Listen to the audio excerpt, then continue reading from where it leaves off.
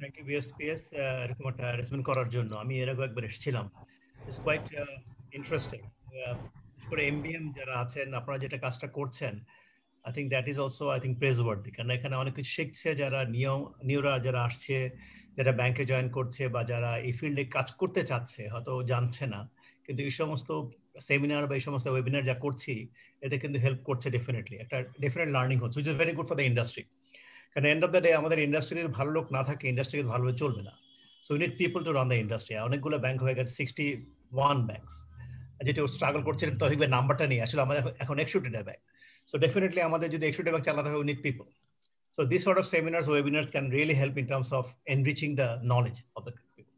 Now coming very specific to this thing, ABF Securities, মেহেদি, আমি যেটা বলতে চাচ্ছি যে আমি একটা সময় ইনভলভ ছিলাম সিকিউরিটাইজেশন নিয়ে। 2006 সালে সিটি ব্যাংক যখন করেছিল the largest micro credit, first ever micro credit security. It was, I think, if I remember, it was $180 million US. এটা ছিল over a period 6 years, every 6 months $15 million করে এটা হবে, এবং with a maturity of 1 year। এবং ওখানে city group ছিল, FMO ছিল, কেএফডব্লিউ ছিল, আর একটা বোধহয় কোন গ্রুপ ছিল। So it was done like that. So basically what happen, bracket balance sheet থেকে চলে গেল, ব্র্যাকেট লিকুইডিটি আসছে, এবং ব্র্যাকেট ডিফারেন্ট সোর্স পেল তার ফান্ডিং এর জন্য। আর ইট ওয়াজ ভেরি ভেরি, এটা কিন্তু অনেকগুলো অ্যাওয়ার্ডও পেয়েছিল এটা এই সিকিউরিটিজেশন করতে গিয়ে। বাট আমরা আসলে এটা কিন্তু ভেরি ইম্পর্টেন্ট, এবং আমরা যখন দেখি যে সিকিউরাইজেশন আমাদের জন্য কিভাবে হেল্প করতে পারে ইন টার্মস অফ লিকুইডিটি, এটা অলরেডি আমাদের দেখিয়েছে Saad Kabir, very fantastic presentation, I must say that. হয়তো আমরা হয়তো অত ট্রাঞ্চিং করলে হয়তো করা যাবে না, বাট প্রয়োজন আছে, প্রয়োজন ডেফিনেটলি আছে। এখন মুশকিলটা হচ্ছে যে আমরা যদি দেখি যেটা কথা আসছে, আসলে আমাদের লিকুইডিটি অ্যাসেট লায়াবিলিটি গ্যাপ কিন্তু হিউজ গ্যাপ আছে, সেখানে কিন্তু ডেফিনেটলি হেল্প করতে পারে।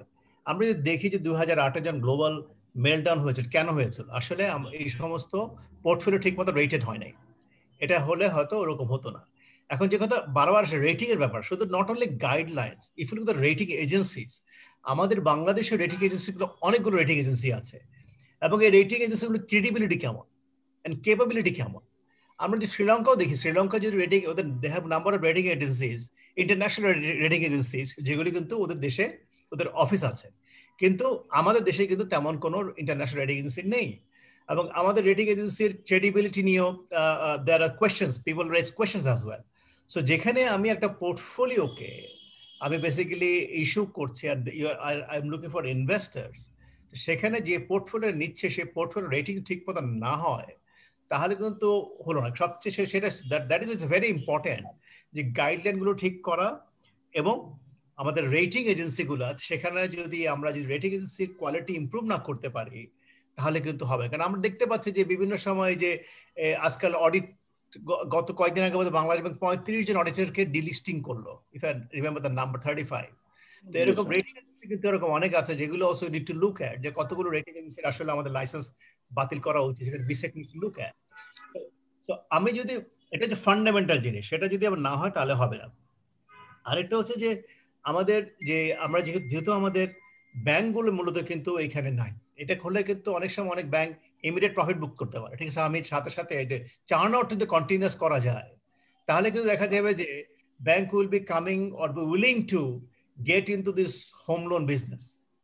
দেখা যাচ্ছে হোম লোন বিজনেসটা মোস্টলি 2-3টা কোম্পানি এনবিএফআই করে, আর ব্যাংকের মধ্যে 2-1টা ব্যাংক, বিশেষ করে আমরা অফলেট দেখেছি আইএফআইসিআই ব্যাংকে খুব এগ্রেসিভলি হোম লোনটা করতে, কিন্তু অন্যান্য ব্যাংক কিন্তু যাচ্ছে, কিন্তু they are going slowly. At the same time there is also limitation, যেটা আপনারা জানেন, যে আপনার টোটাল অ্যাসেটের 10% বেশি আপনি হোম লোন করতে পারবেন না। সেখানে কিছু একটা লিমিটিং ফ্যাক্টর আছে, ইফ আই রিমেম্বার কারেক্টলি। আমাদের এখানে কিন্তু হোম লোনটাকে আরো আরো আমাদের আরো করতে হবে, জনপ্রিয় করতে হবে। আমরা কিন্তু ওই যে লো ইনকাম হোম লোন গুলা কিন্তু করছি না। আমরা সবাই কিন্তু ঢাকা মোস্টলি, খুব বেশি হলে চিটাগং, এর বাইরেও কিন্তু যাচ্ছি না। সো ওইখানে কিন্তু অ্যাসেসমেন্টের ব্যাপারগুলো আসে। আমাদের যেটা একটু আগে বললেন, যে আমাদের কোয়ালিটি, আমাদের যে প্রপার্টি, যে আপনার যে ভ্যালুয়েশন, যেটা at the same time also the rules they are prevailing, এগুলি কিন্তু are not helping at all. এখন যেটা করতে হচ্ছে যে এখন কি করতে হবে, গভর্নমেন্টকে কিন্তু ডিটেইল গাইডলাইন ফর্মুলেট করতে হবে। আমরা তো কথা বলছি অনেক কিছুই, কিন্তু guideline for asset and mortgage securitization, এটা করতে গেলে government needs to come forward to make it detail one. So that যে ডেট সিকিউরিটি যেগুলো আছে এগুলোকে লিকুইডিটি করতে হবে ফর দ্য প্রসপেক্টিভ ইনভেস্টর। আপনারা জানেন যে আমাদের একটা গাইডলাইন আছে অ্যাসেট ব্যাকড সিকিউরিটিজ রুল, যেটা 2004, যেটা বিসেক ফর্মুলেট করেছিল, এবং আরেকটা এসছে বোধহয় বাংলাদেশ ব্যাংকের on mortgage backed securities in 2007। এগুলো অলসো নিড আপডেটেড, তাই না? এগুলো যদি আপডেটেড না করে তাহলে কিন্তু আমার কাজ হবে না।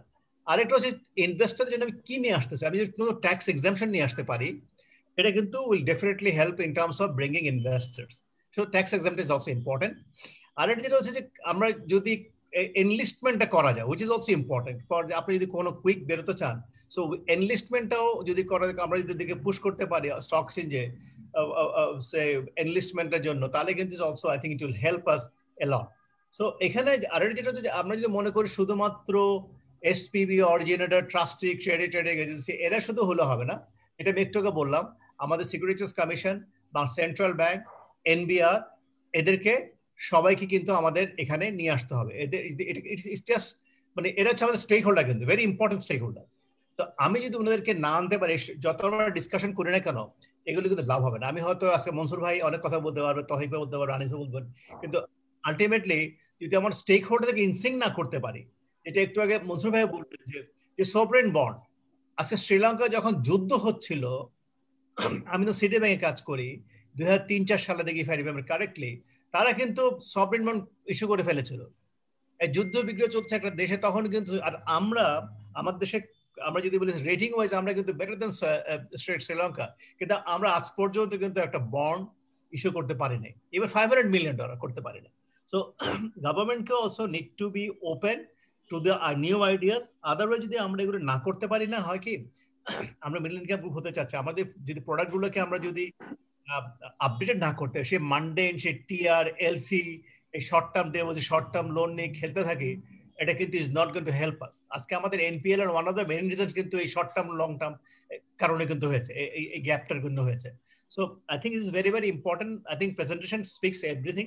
এখানে আমি অ্যাটলিস্ট আমি মনে করি উইথ ভেরি লিমিটেড নলেজ, খুব বেশি কিছু কন্ট্রিবিউট করার নাই, but I admit the fact this is very very important for the banks to get aggressive into this. কারণ আপনি যেটা বললেন যে আমার টোটাল পপুলেশনের বা জিডিপির 1.5% is only into home loan, এটাকে বাড়াইতেই হবে। আর মানুষের কিন্তু one of the basic needs as per Maslow's hierarchy of law is বাসা, একটা হাউজিং।